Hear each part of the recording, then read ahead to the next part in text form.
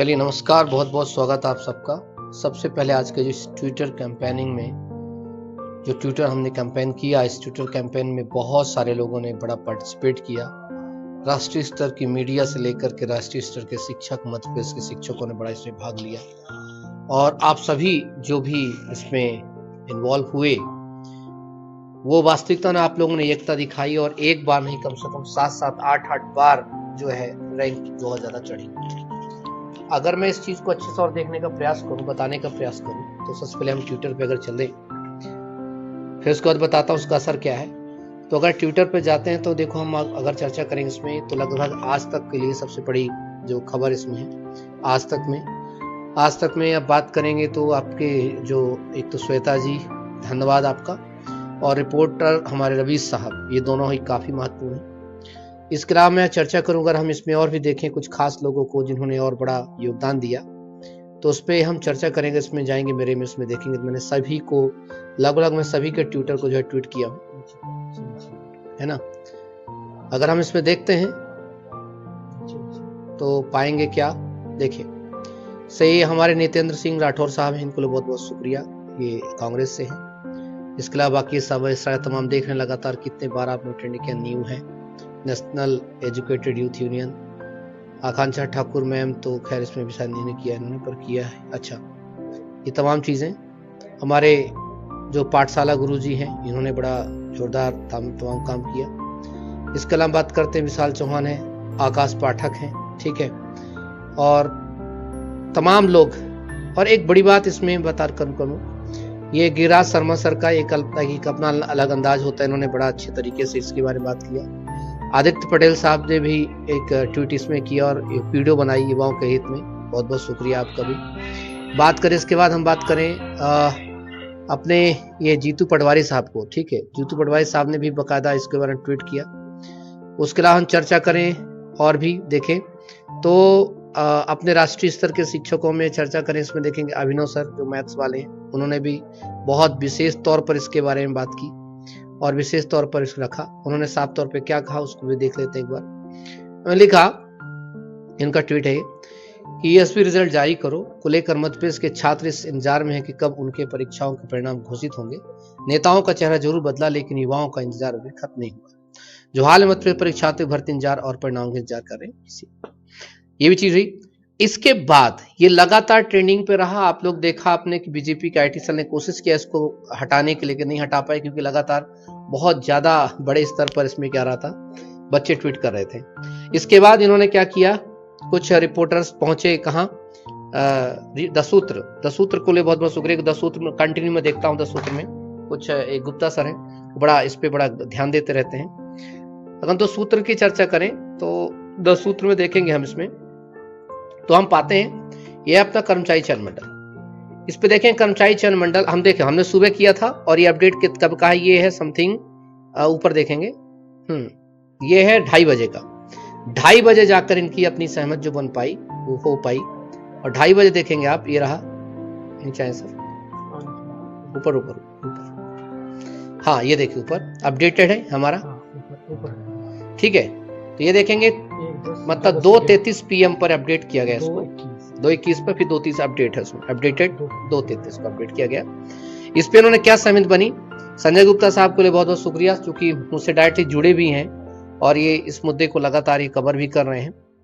इन 10 सूत्र की लगातार मुहिम के बाद मध्य प्रदेश की युवाओं के लिए बड़ी राहत की खबर है। कर्मचारी चयन मंडल के 36,985 पदों की भर्ती के लिए रुके रिजल्ट जारी होंगे, जल्द होंगे। ये रिजल्ट अब मध्य प्रदेश लोक सेवा जैसे ही 87-13 के फॉर्मेट पर तैयार किए जाएंगे। इसके लिए सामान्य प्रशासन विभाग के और कर्मचारियों के बीच बैठक भी हो गई है और इस पर सहमति बन गई है। अब जीएडी जो है लिखित में मंडल को पत्र दे रहा है, जिसका रिजल्ट बनाने का काम शुरू हो जाएगा। इसका मतलब रिजल्ट ऑलरेडी बने हुए हैं, बस वो 40 जो आपका 13 और 14% वाली बात है, 27 वाला मुद्दा है, उसको लेकर के चीजें करेंगे। खैर उनके नहीं करना चाहिए था, क्योंकि इसका भुगतान बड़ा गलत है, लेकिन चलो कुछ तो निकाल रहे हैं।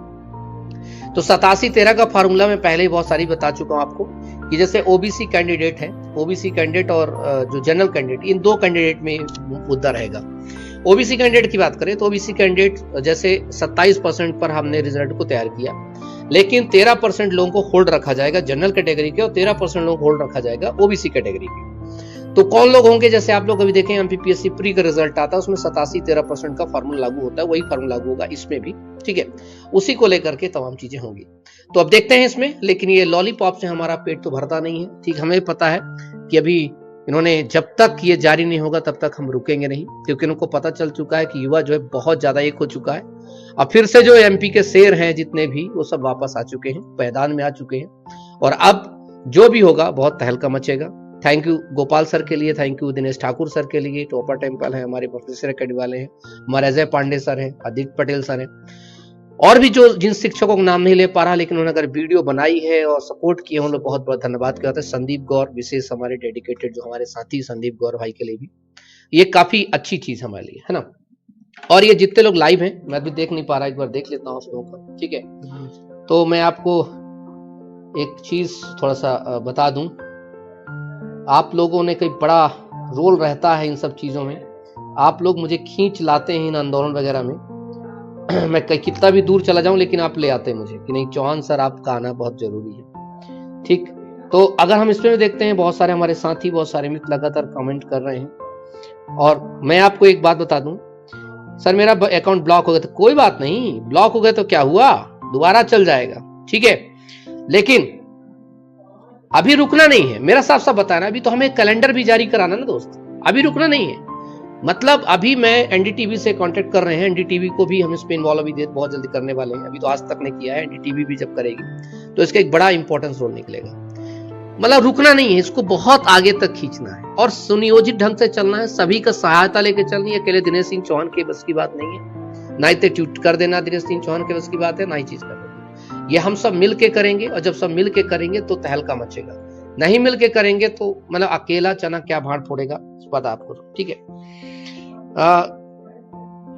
शोभित जादौन का मैंने कमेंट्स पढ़े हैं, बहुत सारे अच्छे कमेंट्स भी करते हैं, और साथ साथ मैंने इनके फेसबुक वगैरह पर भी मैंने अक्सर जो है एक्टिव रहते हैं, ठीक है। सर जी प्राइवेट जॉब का ऑफर है अभी एमपी पुलिस में, लगभग कितना समय लगेगा? देखो एमपी पुलिस में अब मैं आपको बता दूं, ये अब आपको रिजल्ट जारी कर देंगे, समथिंग मान के चलिए 10 से 15 दिन के अंदर इनका रिजल्ट आ जाना चाहिए। आज इन्होंने हमारा थोड़ा असर देख लिया है, अभी और असर दिखाएंगे इनको, टेंशन नहीं है। तो हमने सोशल मीडिया पे सिलेक्ट किया, इसको करते रहना है लगातार, है ना।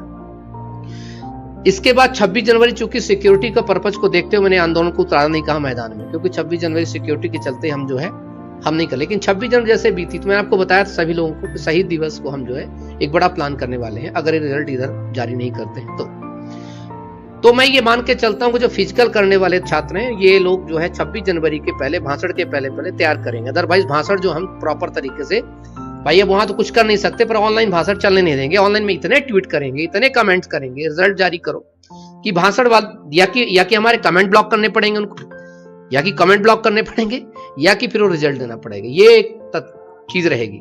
तो इसलिए हमसे भी युवाओं का भी जवाब देने के लिए तय है कि वो रिजल्ट्स को लेकर के ही आप भाषण में आएंगे, ठीक है। तो हम ये दिमाग को रखें कि फरवरी में जो आप लोग तैयार रहिए अपने पुलिस कांस्टेबल के जो फिजिकल के लिए, ठीक है। मतलब मेरा अंदाजा ये कह रहा है कि ऐसा हो सकता है।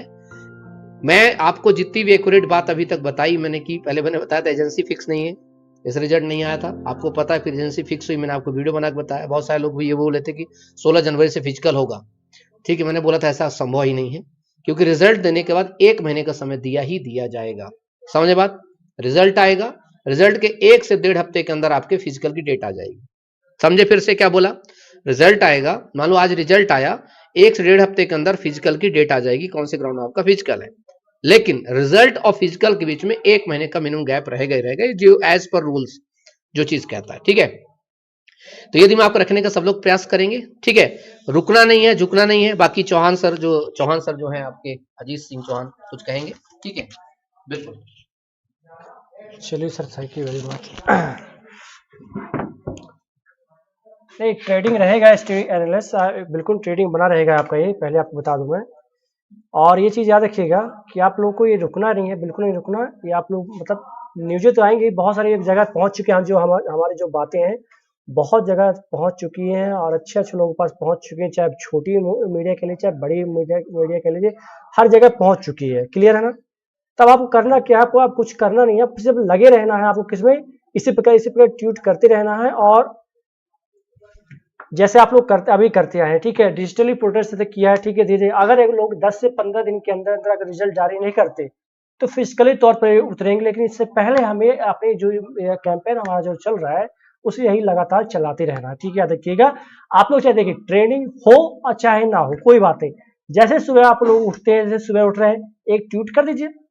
मान लीजिए जैसे आपने मोबाइल उठाया, सुबह उठ के आप उठे, बढ़िया सुबह उठा आपने, ठीक है, तो करना कुछ नहीं है, जाके सुबह मोबाइल लीजिए और एक ट्वीट कर दीजिए सिंपल सा। अगर मान लीजिए लोग क्या नहीं करते, रिजल्ट जारी नहीं करते, तो सिंपल से करना क्या है, एक ट्वीट कर दीजिए ईएसपी रिजल्ट जारी करो।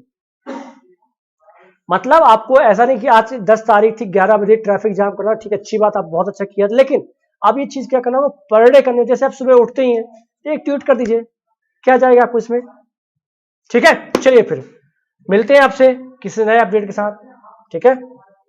आप लोग लगे रहिए इसी प्रकार, और चाहे ट्विटर आपकी कमेंट डिलीट कर दे ना कर दे कोई बात नहीं, ठीक है।